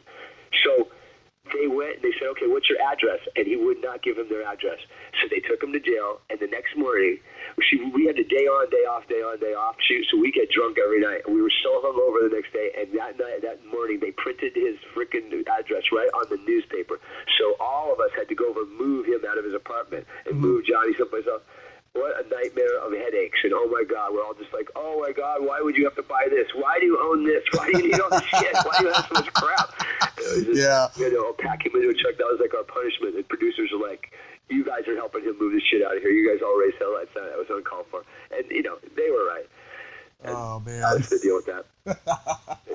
It was funny, That's why he has his mom's tattoo on his arm. He's like, she'll always be my mom. Who knows what's going to come and go that way. But he's gotten a little interesting. Then lately when I saw him, I just saw him like on that thing with, he's gotten like, I don't know what, but he just looks like he's gotten a bit on the stranger side than he used to be. Yeah. Same thing with Joaquin Phoenix recently. Yeah, but you know what? Well, he's a bizarre dude, man. He's a shock value. He's like the theory actor dude that does all this stuff. And I've seen when Joe Rogan had a great interview with him, but you really got to see him. Yeah, I saw it. Joe's nobody stupid, and he's not somebody you can just push on. He cut right through all the bullshit stuff, because that's just for shock value, huh? Yeah. You see a theory actor said, and I always found theory actors to be so fucking irritating, it just drives me nuts. Like, really, you got to be this person all day long, every single day, and you got to do this, and you can't take a shower, and you can't do this. I'm like, you can't remember what to be the next day. You can't just go to sleep and remember what the hell you're doing. Mm-hmm. It's like this shit. It was like, it's just, I don't know. It's just, to me, it's just absolutely like just uncalled for craziness. And it's just, to have to do that. Val Kilmer was doing the same shit. Although Val Kilmer was so brilliant in Tombstone, I think that's the best thing ever. He was so damn good in that. Yeah. Just loved him in that. And he was one of the people that I remember my buddy was saying that we both had a bet back in the day, and he took Robert Downey Jr., and that's like back before Robert was big yet. It was right when Val and him were both like going eye to eye, and I picked Val and he picked Robert, and then when Val just destroyed his career and just like completely from being, difficult. Mm-hmm. Yeah. He's another one of those theory actors. Robert Downey was brilliant. He fucked up, but he totally cleaned himself up, and he was good enough to where it's like no matter how bad he screwed up, like he could come back and he just fixed it, and now he's like on top again. He just did the right thing, got his family together, got his shit together, got sober, whatever, and just said the hell with this. I just did it, and he's such a fine actor, and he just did the right. He just showed you that you can absolutely turn it around if you're serious and just get it done. And he did. He just completely, he was hard to insure him. They wouldn't even insure him for movies like After Less Than Zero. It was like, shit, man, because he was smoking shit on that set. Man. He was like, that wasn't acting. He was living that life. You could see that crust in his lips and shit, and that's what, like I said, just smoking fucking crack all day. He was totally like, he wasn't acting. He was just, and my good friend who was in that, too, he was in Iron Eagle with me, who I've got to mention, Michael Bowen. Yeah. Fucking Michael Bowen is a classic guy. He's like nobody else you'll ever meet. He's like, he's one of the, he's just like epitome of cool. The guy's like, he's just a very cool cat. He always says, you don't know something about him. He had a coolness about him that I can't even explain it to you. And he drove me out in his Fury. He had this he used to love cop cars. He had one of those Furies with the side mirrors or those lights on the side that light up and shit. And we drove that out to the desert to Iron Eagle. He picked me up every, we drove that thing all the way out. We stayed in the same room. And he was like watching like Fonzie on his best behavior. He was more like Steve McQueen cool, like just really fucking cool. He had this thing about him that he always said the right shit. He had the right music going on. He just was this cool cat. I can't explain it. He just was a naturally like the epitome of cool. Yeah. This really was. But he's a great actor. He was a lot of fun. I did Jump Street with him. I did Iron Eagle with him. He was great. The Jump Street I did was a fun Jump Street, and he would play the teacher. He was like an Einstein kind of guy, the guitar teacher, and he was like, his hair's all crazy and shit. But that was a fun shoot to do that. Nice. There's Robert Greco was first taking the job, and him and Johnny Depp weren't getting along too well because Greco was seeing that he was going to just get stuck with the series, and Johnny was going on to bigger and better things. Nice. So, Greco, I did a thing called Bronx Zoo with him too. Before he is a real interesting dude. He was real quiet and weird. I don't know. He wasn't. I didn't get him at all. He wasn't very friendly. He was just kind of like full of himself and shit. Or Johnny was much more of a. He was just kind of go out and we acted together. We hung out together. We went out and drank the shit together. Almost went to jail together. So he just like whenever he started, he finished. Yeah. It was just like it was just. It was he really didn't realize how big a star. You never knew that he was. And Richard Greco thought he was much bigger than he ever was. Yeah. That was the difference. And you can't become a star before you become a star and start acting like one because, Greco just, handsome guy, but he wasn't a handsome person. Yeah, I saw him at a convention back in September and stuff. I didn't go talk to him or nothing, but he was there and stuff. I think. Well, he might be, I'm not saying that, but he was not me, but he was just standoffish and like just too cool to be there. You know, it was just one of those things. He was just kind of stuck up. And Johnny's like, man, I was thinking, wish I hit him today or hit him tomorrow. I don't know when. I'm gonna have to hit him though. He's just like, I don't know. He was kind of like, yeah, I'm gonna have to hit him. He was like Eric Estrada on Chips, pretty much. You know what? That was what I was gonna say. After you take Tom what is his name? Tom Selleck and Eric Estrada. Eric Estrada might now be better, but Eric Estrada was. Oh my gosh! Yeah. And he was really handsome guy. He had it all going on. It was all the thing, but it's like he wasn't an actor. Those weren't fucking acting roles. Those were ridiculous things. That was a TV series. It was silly. That was like being on the Brady Bunch. Yeah. It wasn't something that you go around going, "Oh my God, I'm the master of all things." I mean, anybody could have phoned those lines in. He was just like, "Okay, G punch, do this." I mean, it was like being on. It was like being on Emergency. Yeah. Fucking like, I don't know. Dragnet. She was better. Like Randolph, what's his name, was much better. Yeah, like. But it was weird. It's just he thought it was like he was like this huge thing, and it never happened at all because he was really difficult. And when that was done, he was done. I remember seeing him. I'm gonna probably get all kinds of trouble for saying all this shit. I remember it'd be like 2:00 in the morning in like the '80s, and all of a sudden they come on like. He was selling that acreage. It would be like, "Hi, I'm Eric Estrada. I'm selling like Torrey Pines." And you have these pines and like these Lake Dolores, and there'd be like these places he was selling for $1,400 an acre. You too could have this. And they were selling these pieces of land where you go up there and it's just a bunch of lowlifes, and you're up there like stuck in the middle of nowhere, and they're trying to sell this shit. And they grab a celebrity, and it was just I remember him doing that, and that's a pretty big fall when you're selling property. Yeah. So he made a decision. It wasn't like, he would have kept working. He would have kept putting him on series and shit. He could have kept doing stuff. But, he could have easily gone into, like, ER or done something like that. He could have just, like, switched him onto something. He just, when you're difficult, nobody wants to work with somebody difficult. It's hard enough stuff. It's enough painstaking shit to go on. Yeah. Listening to these actors bitching and complaining and not showing up and being stuck up. It's like they take advantage. They believe their own press. Yeah, and going back to that management thing, he probably had managers just, telling him, say this, do that, it sucks. They also say, hey, don't worry about the show, quit the show. That's what happened, like in Happy Days, an example was like Donnie Most, who he's probably a really nice guy. There's nothing to say about that, but you got Anson Williams and Donnie Most. Well, Donnie Most dropped out of the show and quit. He was going to be a big movie star. That didn't happen. Donnie Most stayed on every single episode and directed a bunch of them. He knew exactly where he was. He took it as a blessing. He said, "I know exactly where I'm at."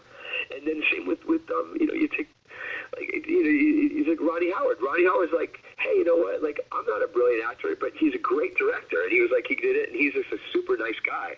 Mm-hmm. And so he was like, great. He's a good people person, and people really liked him. And he did terrific movies, and he directed great. So it's like, do what you do well. And it was like, I think he enjoyed them more. I've met Anson, and I just had Marion Ross on last week. She was a sweetheart. Marion's a sweet lady. She called me like 2 hours later and told me she had a great time talking to me. I was just heartwarmed, I'll tell you. You know what? My mother loved her because they were on set a lot together because, my mom would play because it's funny. Because in Happy Days, my mom's playing Scott's mother, and then she's there. So Marion was always really a delightful, sweet lady. Yeah. I can't believe she's got to be 90-something years old. She's 91. Wow. she's beautiful. She's like a Betty White.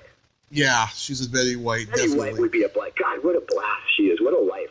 That's like one of the most successful careers I've ever seen ever, and just a successful human being. Yeah, she's retired now, but she's always happy to give interviews. Just a very nice lady.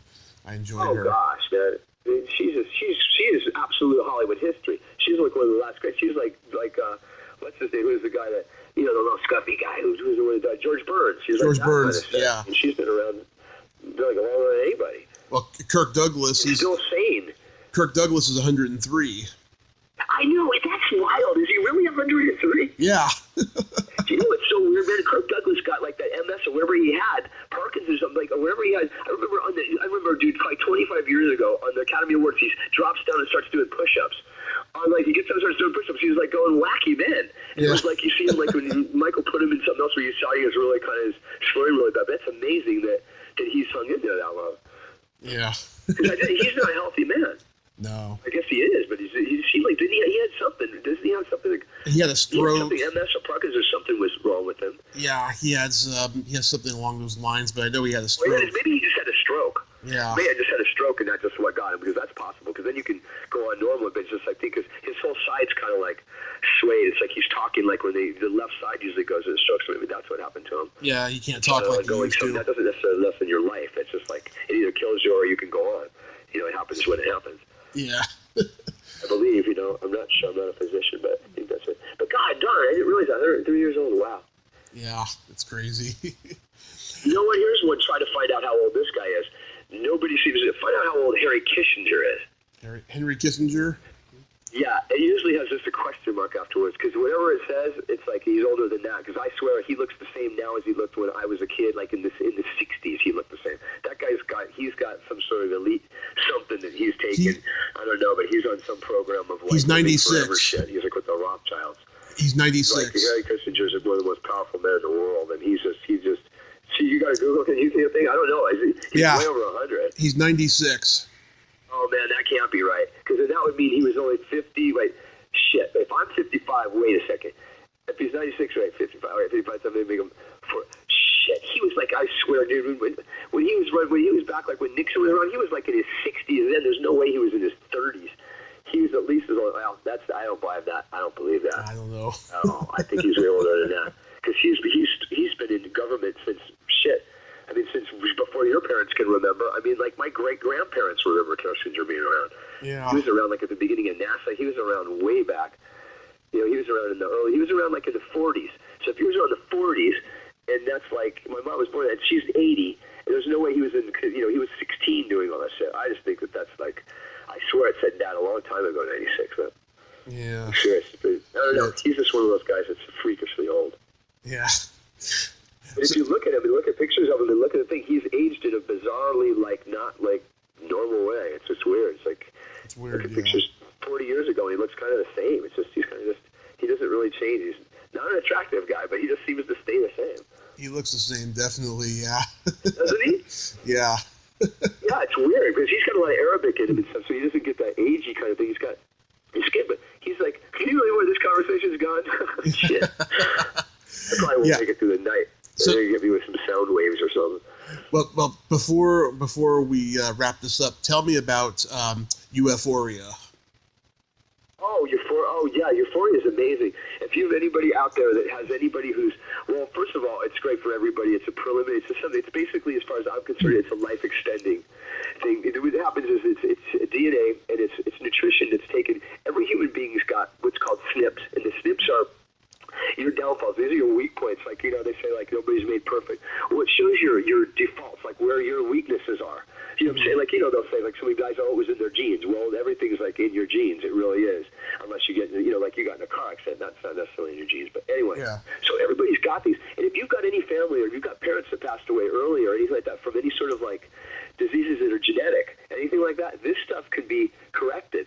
And what happens is this nutrition's all completely holistic. It's all gluten-free. It's all like everything's been taken. A lot of it's been found in the Amazon. They have copyrights on some of these things that are actually extended telomeres in your telomeres that are basically they're in your thing, like if you get somebody's telomere, you can tell how old they are when they pull it out because they start shrinking, and when they get all the way down to nothing is when you die. They actually dissolve into nothing. This actually not only strengthens them, it actually extends them and actually brings them back. So, and my belief is all the proof, it's going to take some more years to see, but the testimonials that have happened from this, I mean, everything from like alcoholism to Crohn's to unbelievable for people that have oh God, what is it when you have to take the insulin?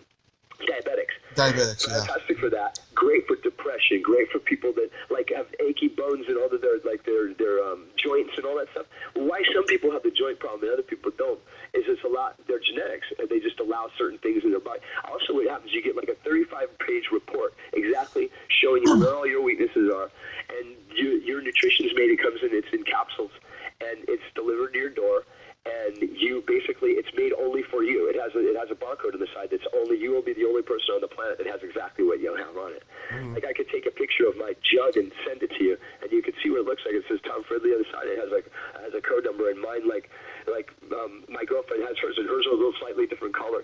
And they're like capsules, a little bit the size of like a contact capsules, but they're all fresh. Everything's made every month and delivered to you. You get a month's worth. It's delivered to your door. It's phenomenal, and it's one of the things. It's like if it's something that you have any people that you love, or there are people that are having weaknesses or things that you want to prevent without making them go to the doctor and take drugs without horrible side effects, all that stuff. This is basically the future of vitamins. Everybody, if you think about it, they do as blindside vitamins. You think about if you have the flu or let's say you're sick and you go get B12 or you go pile a bunch of vitamin C or B1. There's just those ones you grab them and you've heard that those are good, so you just grab them. But it's not like this stuff is like this. I picture it this way: if your body was like, imagine being a sheet of drywall, and that's also it's got cracks all in it, and those cracks are like where your weaknesses are in your DNA, and some people have more than others. And what happens is this is like the equivalent of like the drywall mud going over and it just it makes it all even. So it actually makes your body not have to work to correct what it's lacking in. You find people that age quicker than other people, or they're like their skin goes quicker because something's having to pull away from their skin to counter something where there's another weakness in their body, because the body wants to work like it wants to be delivered exactly perfect. So if you don't have a healthy, you're not eating healthy, you're not doing it, this compensates. This compensates for all the shit you're missing. Plus, it's stuff you would never know. Your doctor will never know because it's a DNA thing, and this company's the only one in the world that does it. And they've been phenomenal. I've been involved with them for about a year, and it's so worth looking at. If you could tell you, I gave you my website, and you can go and take a look at it, and you can order them if you want. You watch some videos on it and take a look and see. There's testimonials on there. There's some great, just the presentation and stuff there. It's a man who originated. It's a really good friend of mine who's partnered up with me. He's just a fantastic guy. It's 25 years in the making. This has been to all the science has finally gotten to where it used to be this. It used to cost to get a DNA test, like for this kind of thing, just 5 years ago was about $10,000. And all of a sudden it went down. These guys have got it down. It's $99. And if you just want to get this, look at the thing is, you'll get your report back, and you get exactly it'll tell you all the foods and stuff that you should avoid, the ones that you should have, and then this gives you, if you want to continue, you want to take this stuff every month. It's limited to you. It fills your cell. It just makes your body like perfect. I mean, like. From my own testimonials of like what's happened for me, if the worst thing is this, whatever's wrong with you, let's say you're a person who's constipated all the time, it fixes that. Somebody who has like bad skin, it fixes that. It just does all the shit that's like, it fills the gaps. So it's not like it's not like penicillin that goes in. It's guided. Once they read your DNA, you're given exactly like what your body needs to work, and it's the natural like good shit. It's not like the crappy foods that we eat and the fast foods and the junk that is just filler. It's just poison. It's filler. Yeah. Here's a rule of thumb for you and your listeners, and this is the truth. If it's advertised on television and you see it on TV, it's pretty much poison, because if they have the money to corporate and see this and all the fast food, anything that's advertised on TV as being healthy and all that stuff, they got the vegan burger at Carl's Jr. is like, okay, whatever. I'm just saying it's like that stuff is so processed. It's so ridiculous. So if you love your family, or there's some loved ones of yours that are having a hard time, or your parents have had this one, or you just don't feel, you feel depressed, you feel up, you just don't have energy, or it goes up and down, and you're hooked on coffee and all that stuff, just look into it. Go look at the website. I'm telling you, it's life-changing. I mean, I have even keel energy, like, all day long. It's like just stays, and then when I go to sleep, I sleep great. I get up and I look younger than I did 5 years ago now. It's like totally different. It's like you can feel your eyes starting to tighten up around. It's like all of a sudden your skin starts to tighten. And literally, another thing you can tell, your hair, like your hair fills in, your nails grow really fast, like all that stuff goes happen. You just know it within like literally. You get the first thing you start with a thing called pretrition, and there are vitamins you take that cleans out your colon and it cleans you to prepare you for this stuff that's made exactly for your DNA. And you do that for 1 month, and then your order comes. And when you get it, it's this stuff makes you feel unbelievable right off the get go. It's like you're just going, oh my god, you feel like. The thing is, you feel better than you've ever felt because you didn't realize what you were missing. Like, you've just settled. You just settle for how you feel on a normal day. And that's just the way you are. You're like, well, I just feel like this, and like, this is a good day. You have no idea what a good day really feels like. I'm telling you. All of a sudden you go, like, holy shit, I don't even ever remember feeling this good. But you feel this bright-eyed, and you feel like hopeful, and all that kind of shit. You just go like, man, this is like how I'm supposed to feel. But, I mean, do yourself a favor. It's so worth it just to have that, just to get the report, man. It's something you keep for the rest of your life. And you can take that to your doctor then. You can tell them that it's like, hey, this is, it's something that the doctors will never do for you. And for $99, it's crazy. I mean, that's just like, that's such a huge amount of information you get for a lousy $100. That literally, 10 years ago, or 5 years ago, it was $5,000. 10 years ago, it used to be shit. It was like nobody, even really elite people could afford it. Plus, they didn't even realize all the stuff that could be done. So that's the end of that pitch. I'm not a salesperson. I'm just telling you that this is phenomenal stuff, and just it's worth watch the videos, take a look, and see the testimonials. It's fixed so many things in so many people's lives. It's unbelievable. I took a look at that. I took a look at that video you sent me. It's pretty compelling. I've never seen anything like that, and there isn't, Tommy. There's nothing like it right now. There isn't. And I'm telling you, if you search, there's links and stuff you can see. Which more than that, here's a nice one. But the testimonials and stuff when you see people, because I know most of these people, because we all just right now in this business right now, I guess they're doing this. And the thing is, it's if you got 3 family people, if you want to like get your advice, it's one of those things. It's like like if you're at on the like if you have your telephone and you have family and friends, and also like, oh hey, if you get 3 people and you don't have to pay for it anymore. It's like if 4 people you have, and then they tell people. It's just a matter of like a way to get the word around, because you're basically it's people are just like a commercial for something that works really great for them. And that's the thing I find it's easy to share about something. You're not selling it. You're just telling somebody about your experience. Because I don't like the bullshit, because I got paid a lot of money to do that for all my life, and I'm a really honest person when it comes to stuff like that. I tell people, it's like I will not even consider selling anything to anybody. But if when you tell me about something, if you thought it was really great, you just tell me. That's all. I'm just telling you. I'm not asking you for anything. I'm just telling you, do check this out. It's really worth it. It's life changing, and you can. Soon they're gonna have it for children, because right now it's like 18, but. It's just they're just going through some stuff with the children will have it, and it's oh god, it's going to be phenomenal. Another thing for Alzheimer's, and the other thing it's used for is for God, what do all the kids have? The epidemic. That all the kids have they're like 1 in every like 80 kids now. Polio. My Johnny's son died from it. Spinal meningitis.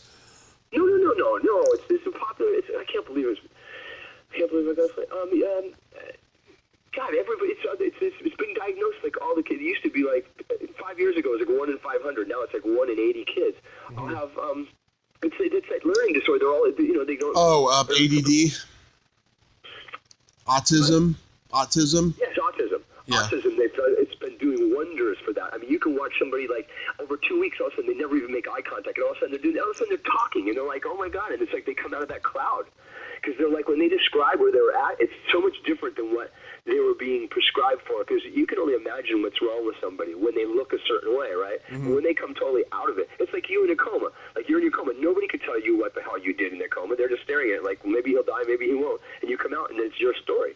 So these kids are like, you watch this over like the 6 weeks of this film, and all of a sudden they're like, he won't make eye contact. They just like completely like, it's almost like an animal, like just really bizarre. And then all of a sudden start smiling, laughing, and playing with toys. And pretty soon he's talking, and I love you, and I'm like, I can't wait to do this. And they said, I just like the fog was lifted. I can move my body now. I can they were like, as if it's almost like they're like 2 feet from their body and they can't control it. Mm-hmm. So it's like a genetic thing that's going on. And they're like almost witnessing it from a distance. As to be autism, it's really a weird thing. It's like you're like held out of your body and you can't quite like operate it right. Yeah. So it's like this disconnect kind of thing when the kids that come out of it, which is unheard of, is that they've all of a sudden like, so then all of a sudden the diagnosis, then they know how to treat it. The kids go, no, this is what you got to do. This is how you help these kids, because I know I was in it. And they're like becoming the best of helping the other people to get through it.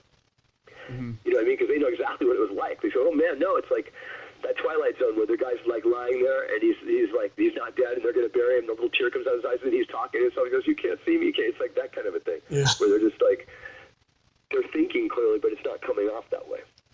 Exactly.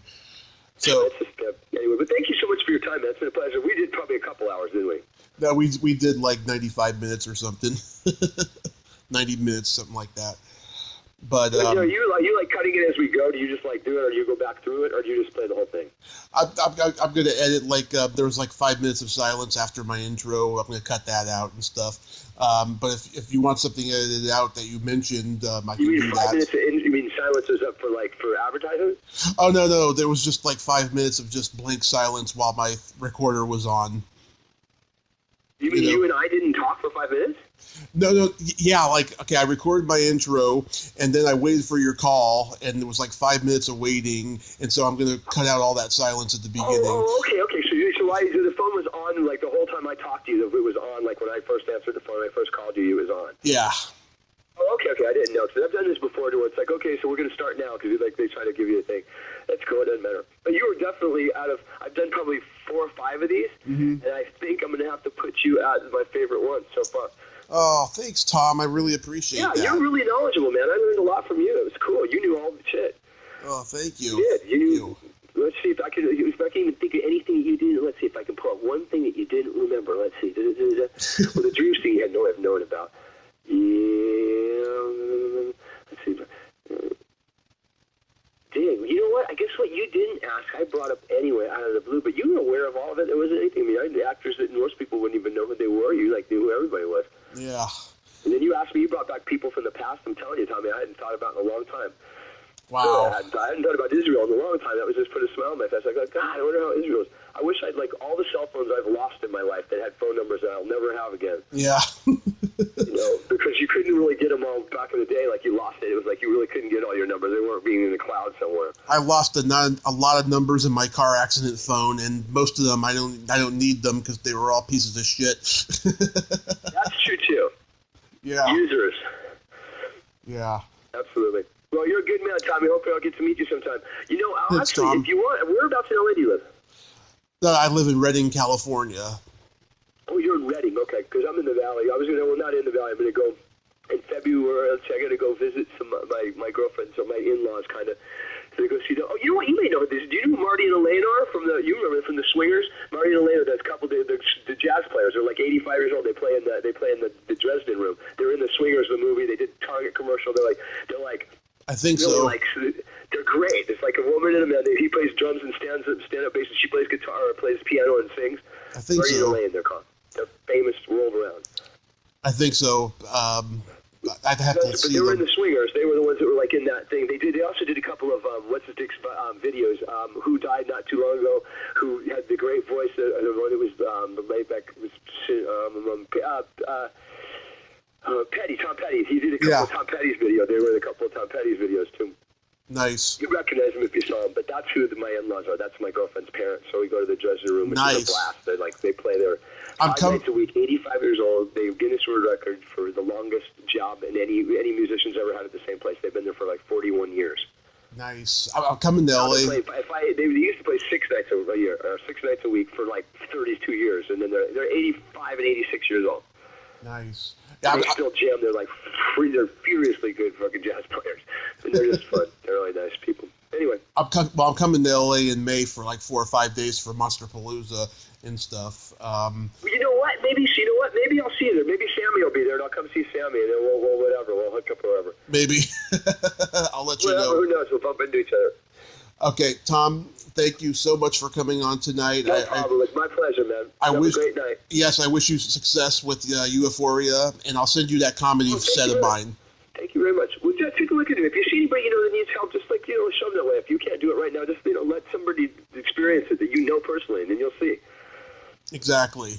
Do somebody a favor. Exactly. Right on, man. All right, I'll talk to you later, Tommy. Okay, have a good night. All right, my friend. Bye-bye. Bye-bye. Bye.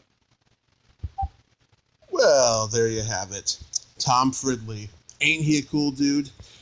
Nice guy. I really liked him a lot. Hollywood royalty stories and lots of knowledge. Smart guy. I liked him an awful lot.